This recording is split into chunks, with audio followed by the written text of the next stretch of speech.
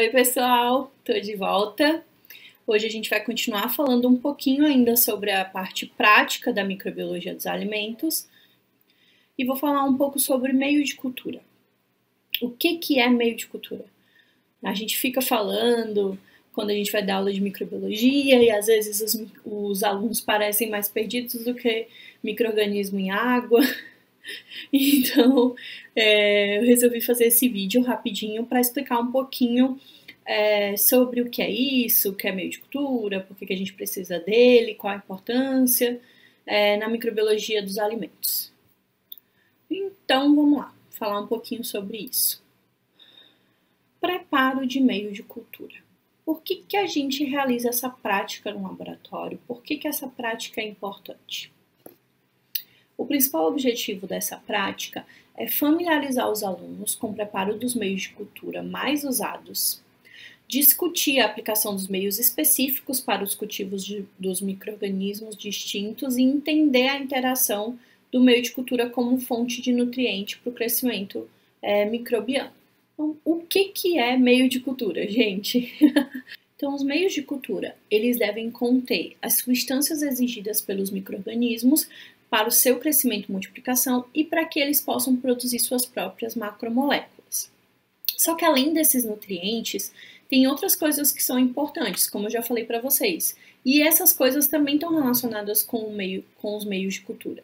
Então, esses meios de cultura, eles têm que apresentar os requerimentos em termos de compostos orgânicos e inorgânicos para a nutrição microbiana, exigências químicas e físicas desses micro-organismos, ou seja, pH, a forma como esses micro-organismos vão estar dispostos, se o meio vai ser líquido, se o meio vai ser sólido, para que a gente consiga realizar o crescimento in vitro desses micro-organismos, ou seja, o crescimento em laboratório. Ou seja, não vai ser no habitat natural desses micro-organismos. Um meio de cultura nada mais é do que o substrato que permite a nutrição e o crescimento dos micro-organismos fora do seu ambiente biológico natural. Então, e aí, já que a gente já sabe o que é o meio de cultura, vamos pensar junto por que a gente cultiva micro-organismos. A gente cultiva micro-organismos para aumentar a sua quantidade. Professora, para que a senhora quer aumentar a quantidade de micro-organismos? Gente, se a gente quer detectar um micro-organismo numa determinada matriz alimentícia ou na água, às vezes a técnica que a gente utiliza para detectar esse micro-organismo tem um poder de detecção um pouco baixo. Então a gente aumenta o número desses micro-organismos para a gente ter certeza da presença dele em uma amostra ou no alimento. Além disso, a gente também pode cultivar micro-organismos para isolá-los. E por que é importante isolar os micro-organismos?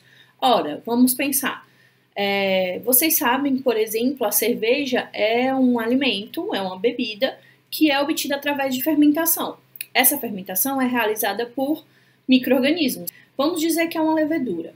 Se eu tenho lá a minha levedura, linda e maravilhosa, que está produzindo a minha cerveja de qualidade, e eu tenho uma cultura que não é pura, ou seja, que ela acaba sendo contaminada, ou uma cultura mista, provavelmente o meu produto não vai manter o padrão de qualidade. Então é imprescindível que a gente consiga isolar os micro-organismos de interesse para a gente direcionar o metabolismo deles para produzir, por exemplo, um produto do nosso interesse. Além disso, a gente também cultiva micro-organismos para isolar grupos de interesse ou para isolar grupos e classificá-los, por exemplo, se o micro-organismo ele é patogênico ou não, se ele é deteriorante ou não, e aí a gente pode utilizar o cultivo microbiano para fazer essas determinações e, por último e não menos importante, para quantificar esses micro-organismos. E para que a gente precisa quantificar? Gente, se vocês forem na legislação brasileira ou qualquer legislação internacional, vocês vão ver que existe um limite permitido da maioria dos micro-organismos em determinadas matrizes. Então, por exemplo, eu posso contar e determinar que eu tenho 100 colônias microbianas, por exemplo, numa determinada placa de Petri. Com isso, eu vou lá e olho na legislação. Para esse alimento, é permitido ter 100 colônias? É permitido ter mais? É permitido ter menos? E aí eu posso dar um diagnóstico ou um laudo de como que esse alimento está. Então é importante que a gente consiga quantificar esses micro-organismos. E aí os meios de cultura, como eu falei para vocês. que servem para a propagação de micro-organismos e precisam de nutrientes e faixas ótimas de pH, temperatura, oxigênio para o crescimento do micro-organismo, eles também vão poder ser de vários tipos. E esses vários tipos eles vão atender vários fins. Então, quais são os fins dos meios de cultura? Eles podem servir para transporte de micro-organismos, ou seja, se eu quero enviar um micro-organismo do meu laboratório para um outro laboratório, eu vou usar um meio de cultura específico para transporte. Existem meios de cultivos que são específicos para conservação. Existem meios de cultivos que são meios seletivos, que vão selecionar uma determinada classe de micro-organismos. Existem meios de cultura que são de enriquecimento. E existem meios de culturas que são para diferenciação de colônias. Então, existem meios de cultura com diversas finalidades diferentes. Além disso, eles podem ser classificados de diversas formas. Eles podem, por exemplo, ser classificados pela sua composição. Com essa classificação, a gente pode dizer se um meio de cultura ele é quimicamente definido ou complexo.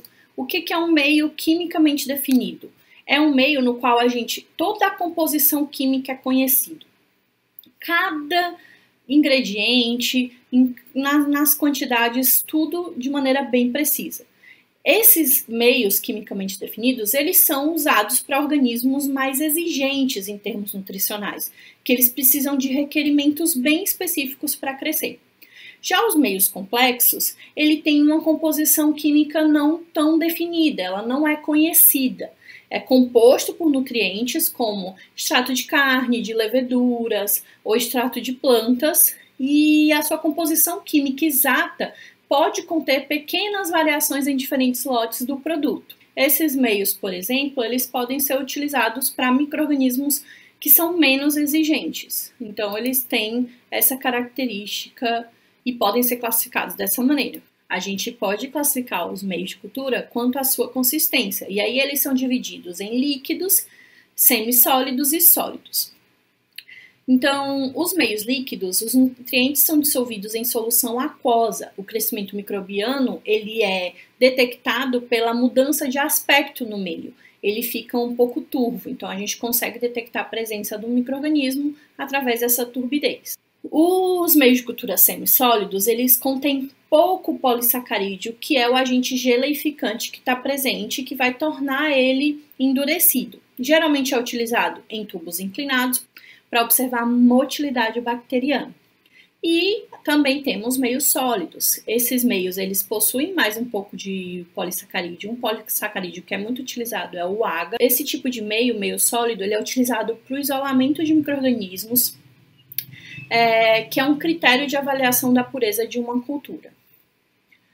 Uma outra forma de classificar os meios de culturas é através do seu tipo. Então, os tipos de meios, eles podem ser seletivos, diferenciais ou redutores. Os meios seletivos, eles favorecem o crescimento de um determinado micro-organismo de interesse, impedindo o crescimento de outros micro-organismos. Os meios diferenciais, eles facilitam a identificação de um determinado organismo, através do uso de alguns reagentes específicos. Já os meios redutores, eles são específicos para o crescimento de micro-organismos anaeróbicos. Então, eles acabam contendo esses reagentes que vão eliminar a presença do oxigênio, permitindo o crescimento de micro-organismos anaeróbicos. E quais são as etapas para o preparo do meio de cultivo? Então, o meio de cultivo você vai ter que formular. Alguns meios de cultivos, eles já vêm prontos, né? Eles podem vir, na verdade, tanto em forma líquida, prontos para o uso, eles podem vir também desidratados. Quando eles vêm desidratados, quando a gente compra os meios de cultura de maneira desidratada, eles podem estar na forma de pó ou granulado. Então, para a gente conseguir preparar esses meios de cultura, a gente vai seguir por uma série de etapas. A primeira coisa é o cálculo. Quais componentes vão nesse meio de cultura? É um meio de cultura que já vem de fábrica com todos os seus componentes, e se for, geralmente no rótulo, ele já vai dizer lá quanto que a gente tem que pesar para, por exemplo, fazer 1 litro de meio. E a gente vai lá, faz uma regrinha de 3 e calcula o quanto a gente vai pesar. Então, a gente pesa os ingredientes.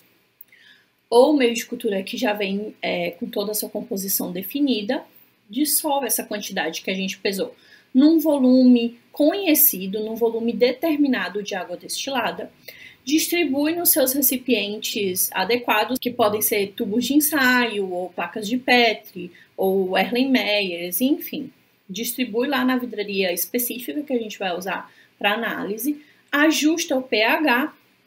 Como eu falei para vocês, o meio de cultura ele tem que fornecer não só os nutrientes, né, necessários para a nutrição microbiana, mas também essas características. Então a gente tem que ajustar o pH e aí depois disso a gente faz a esterilização e o meio vai estar pronto para uso. Se ficou alguma dúvida, escreve aí um e-mail.